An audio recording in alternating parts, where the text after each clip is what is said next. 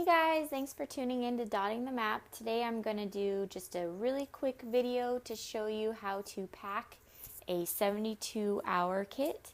It's great for emergency preparedness to have in your house in case of any kind of natural disaster. It's also great to have in your car too for just in case of emergency, and hopefully you'll never need it. But make sure to go to my blog, dottingthemap.com, for more instructions on how to do a 72-hour kit and for a list of ingredients. But now I'm just going to show you how to pack it to get it ready in case you need it for quick on-the-go use. So you want to get a gallon Ziploc bag, and I like to write the names of everybody in our family on it so we know whose is who. Sometimes, depending on your family's dietary needs, you may have different items in each bag. So I'm going to go ahead and put the teriyaki jerky in,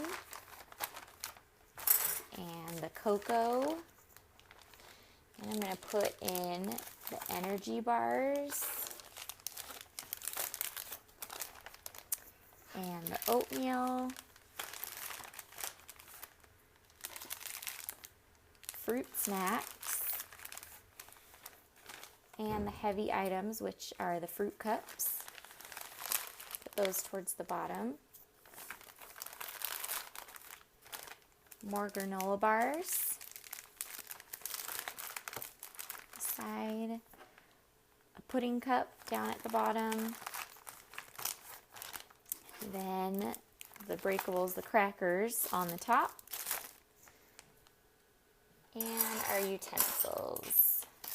Lastly, and then make sure it's zipped nice and securely, and there you have it, a 72-hour kit, perfect to grab on the go. We like to keep these in a backpack or in a bucket, keep it nice and waterproof, and keep it somewhere where it's easily accessible.